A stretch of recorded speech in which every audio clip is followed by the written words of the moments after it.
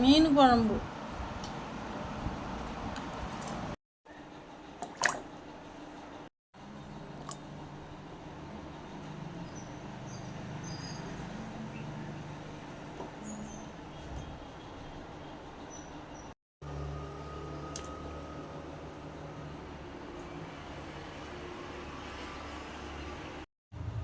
Oil ஊற்றி வச்சு சூடு ஏறவும் வெந்தயம் போட்டுக்கலாம்.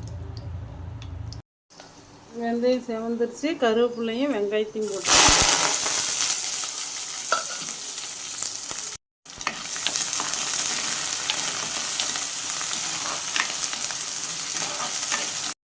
அடுத்தது தக்காளி சேர்த்துக்கலாங்க.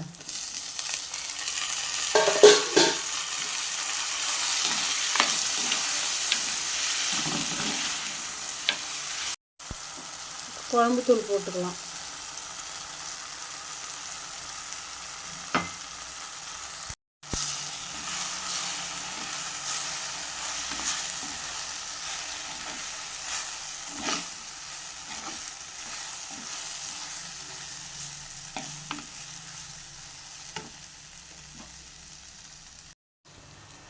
இப்போ புளி கரைச்சி வச்சுருக்கு. புளி தண்ணி ஊற்றிக்கலாம்.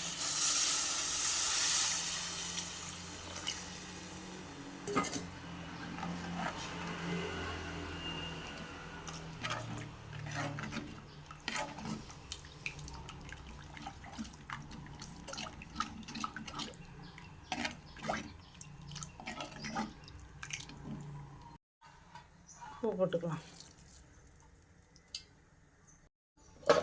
இப்போ மூடி வச்சிடலாம். நல்லா கொதிக்கட்டுங்க.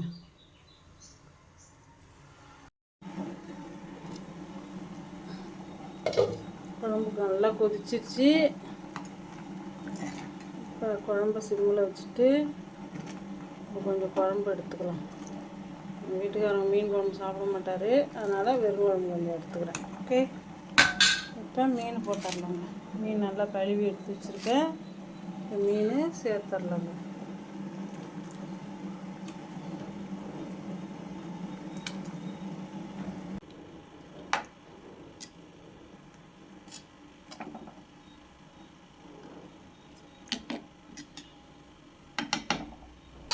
அப்படியே சிம்மிலே வச்சு நல்லா வேகட்டுங்க.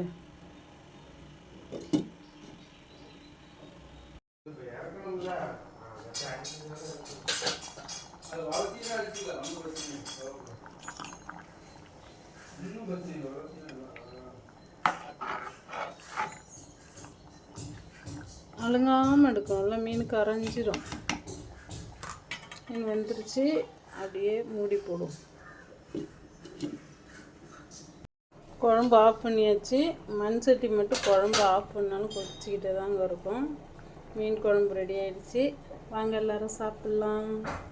இந்த இடத்துல சோறு வெந்துட்டுருக்கு. இந்த இடத்துல குழம்பு ரெடி ஆகிட்டு.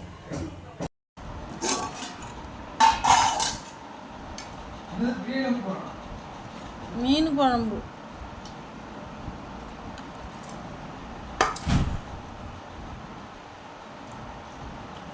சாப்பிட்டுட்டு அப்பா.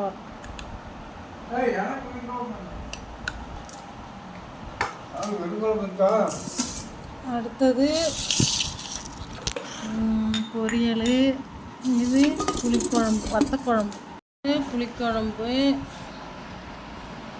இது மோர். எங்கள் வீட்டுக்காருக்கு புளிக்குழம்பு, மோர், கேரட் பொரியல். எங்கள் 2 பேருக்கும் எனக்கும் பையனுக்கும் மீன் குழம்புங்க. மீன் குழம்பு, கேரட் பொரியல். வாங்க சாப்பிடலாம். சாப்பிடு.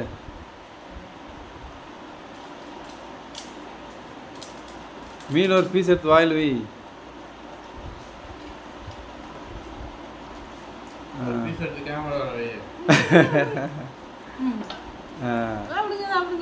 அவ்வளோதான்.